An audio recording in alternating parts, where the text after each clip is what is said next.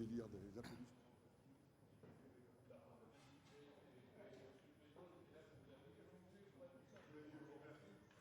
Ils sont horribles. Madame la ministre, bonjour. Chers collègues, bonjour. La séance est ouverte. Le compte-rendu analytique de la présente séance a été distribué. Il n'y a pas d'observation. Le procès-verbal est donc adopté sous les réserves d'usage. L'ordre du jour appelle la discussion du projet de loi organique et du projet de loi adopté par l'Assemblée nationale portant application de l'article 11 de la Constitution. La conférence des présidents a décidé que ces deux textes feraient l'objet d'une discussion générale commune. Je vous indique que, conformément à la décision de la conférence des présidents, la séance devra être levée impérativement à 13 heures. Dans la discussion générale commune, la parole est à Madame Christiane Taubira, garde des Sceaux, ministre de la Justice. Vous avez la parole, Madame la ministre.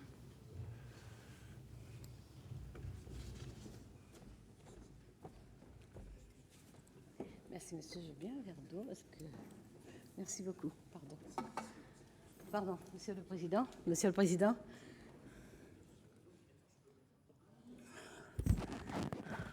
Monsieur le président de la commission des lois, monsieur le rapporteur, messieurs les sénateurs, je suis absolument impressionnée par la foule qui m'intimide. Nous examinons... Mais et vous comptez pour presque 100, monsieur le sénateur. C'est bien pour ça que je me sens observée impitoyablement. Nous n'allons pas chercher querelle, monsieur le sénateur, ce matin. Donc, nous allons examiner deux projets de loi. Deux projets de loi relatifs aux dispositions de la dernière révision constitutionnelle qui date du 23 juillet 2008 et qui sont relatifs, ces projets de loi, à la mise en œuvre du référendum d'initiative partagée. La Constitution énonce dans son article 3 que la souveraineté nationale appartient au peuple qui l'exerce par ses représentants ou par voie de référendum. C'est une des phrases incisives de la Constitution, de ces phrases incisives qui, en sobriété, en disent long. Celle-ci en dit long sur la double filiation de la démocratie française. La filiation, la première, celle de Montesquieu, avec l'instauration de la démocratie représentative, et la deuxième, celle de Rousseau, sur la souveraineté populaire, énoncée dans le contrat social. Nous avons dans la Constitution deux dispositions qui indiquent la façon dont le référendum peut être mis en œuvre. La première, c'est l'article 89, pas la première dans l'ordre, bien entendu, c'est l'article 89, qui énonce les conditions dans lesquelles une révision constitutionnelle peut être effectuée. Et si le président de la République a la faculté de recourir au référendum pour un projet de loi de révision constitutionnelle, pour une proposition de loi, c'est une obligation, il faut recourir au référendum. L'autre article qui expose la mise en œuvre du référendum est l'article 11. Au terme de cet article 11, le président de la République peut, sur proposition du gouvernement ou sur proposition conjointe des deux assemblées, convoquer référendum. Mais le champ en est défini. Le champ concerne l'organisation des institutions ou une réforme des politiques économiques, sociales, environnementales ou des pouvoirs publics qui y concourent, ou une ratification de traités qui, sans modifier la Constitution, pourrait avoir quelque incidence sur nos institutions. Les deux projets de loi que nous examinons visent, je le disais, à mettre en œuvre les dispositions de la révision constitutionnelle du 23 juillet 2008. Et cette révision de la Constitution concerne donc ce référendum d'initiative partagée. Nous disons bien d'initiative partagée parce que, improprement, il arrive que l'on parle d'initiative populaire. C'est un texte, d'ailleurs, dont la discussion a été demandée par le groupe UMP dans une ambiance tout à fait particulière. C'était dans le souci de faire échec à l'examen par le Parlement du projet de loi ouvrant le mariage et l'adoption aux couples de même sexe. En tout cas, c'est ainsi que les... C'est ainsi que je constate que même si l'assistance n'est pas composée de plus de 300 sénateurs, que la séance de ce matin sera animée. En tout cas, c'est une demande qui a été formulée avec beaucoup de vigueur par le groupe UMP à l'Assemblée nationale, et ceci avant l'examen du texte, mais tout le long des 2 semaines d'examen du texte ouvrant le mariage et l'adoption aux couples de même sexe. Je disais donc que c'est une demande qui émane du groupe UMP. Alors nous pouvons évidemment diverger sur les circonstances dans lesquelles cette demande a été formulée. Le fait est que cette voie référendaire d'initiative partagée ne change en rien le champ d'application énoncé par l'article 11 de la Constitution et que je viens de rappeler. Que se passe-t-il dans ce texte qui a été, de façon assez substantielle, retravaillé par la commission des lois ? Pour ma part, et je m'en étais ouverte au président de la commission des lois, je considérais que, compte tenu des défauts de ce texte qui avait été examiné et adopté par l'Assemblée nationale en janvier 2012, que compte tenu des défauts de ce texte, j'aurais préféré que nous travaillions sur un autre texte. Le président de la commission des lois m'a dit que la commission allait effectuer un travail et j'ai pu constater qu'effectivement ce travail de réécriture a été conséquent et réel. Je ne suis pas tout à fait sûre qu'il efface, qu'il gomme tous les défauts du précédent projet de loi, mais il est incontestable que le texte a été modifié et surtout amélioré de façon considérable. Les dispositions principales concernent les conditions dans lesquelles le recueil des signatures de parlementaires et le recueil des soutiens des électeurs seront effectués. Le projet de loi adopté par l'Assemblée nationale prévoyait qu'une commission indépendante procède au recueil de ces signatures de parlementaires et des soutiens des électeurs. La commission des lois a amélioré le dispositif en confiant au ministère de l'Intérieur le contrôle de ces soutiens sous autorité du Conseil constitutionnel. C'est donc le ministère de l'Intérieur qui, avec une durée qui a été modifiée, elle était prévue de 3 mois à l'Assemblée nationale, elle passe à 6 mois, et dans des conditions, un mode de recueil qui a été modifié, puisque la commission des lois a ouvert le recueil non plus seulement au procédé électronique, mais également au support papier.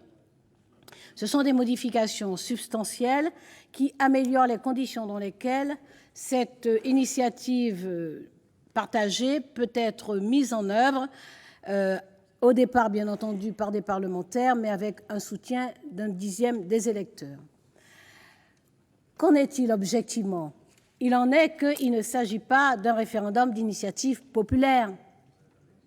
Il s'agit d'un référendum d'initiative parlementaire soutenu par des électeurs. C'est-à-dire que toutes ces dernières semaines où on a tellement entendu dire qu'il fallait céder la parole au peuple, qu'il fallait en revenir à la souveraineté populaire, qu'il fallait interroger le peuple, mais ou bien nous respectons notre Constitution, monsieur les sénateurs, ou bien nous la considérons comme étant à géométrie variable.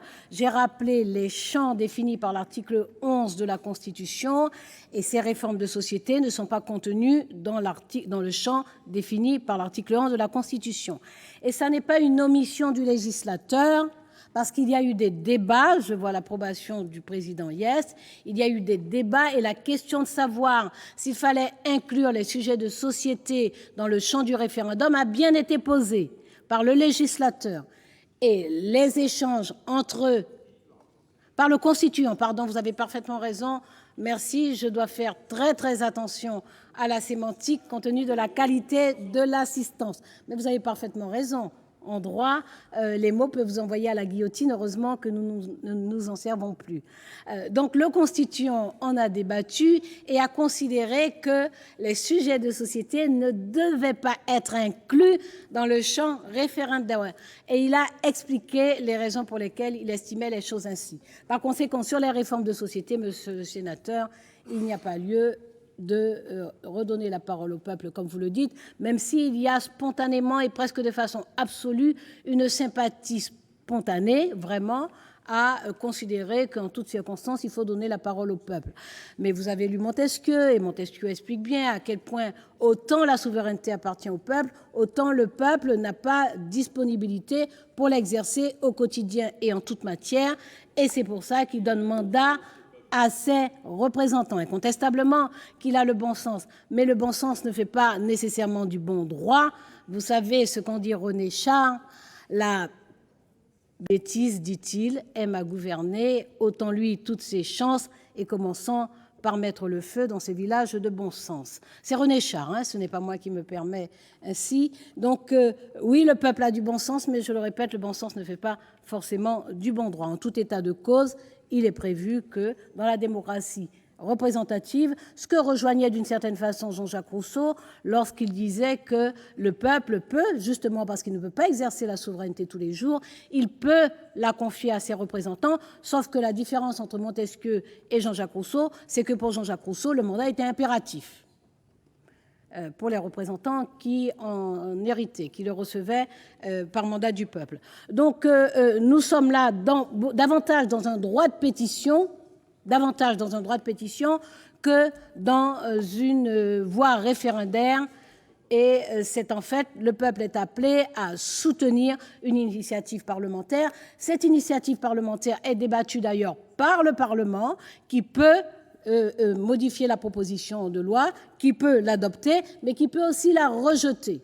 Et simplement, la garantie prévue, c'est que le président de la République observe si, au terme de 9 mois, c'était 4 mois ou 12 mois, par l'Assemblée, il faudra que... mais nous en débattrons tout à l'heure, si c'était 4, il me semble, voilà, le président de la République observe si le Parlement ne s'est pas saisi de la proposition de loi, qu'il la soumette à référendum. Donc le référendum n'est pas d'initiative populaire, il est de soutien populaire à une initiative parlementaire, il n'est pas automatique, puisque c'est seulement si le Parlement ne s'en saisit pas que le peuple est interrogé. La commission des lois a choisi, pour rendre effective cette mise en œuvre d'une proposition de loi, d'élaborer un type particulier de proposition de loi qui pourrait être signée par les membres des deux assemblées et qui serait transmise au Conseil constitutionnel par la première assemblée auprès de laquelle la proposition de loi est déposée. Le Conseil constitutionnel disposerait désormais d'1 mois pour constater le respect du champ référendaire au terme de l'article 11, puis d'1 mois encore pour vérifier que les soutiens sont crédibles, en tout cas que le contrôle du ministère de l'Intérieur a pu établir que les soutiens sont fiables.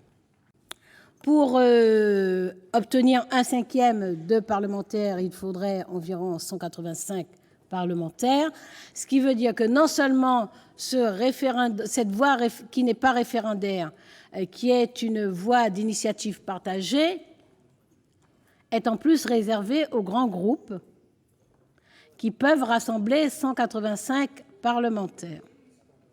Donc voilà, ce sont des défauts quand même remarquables et significatifs qui entachent cette modification constitutionnelle de 2008.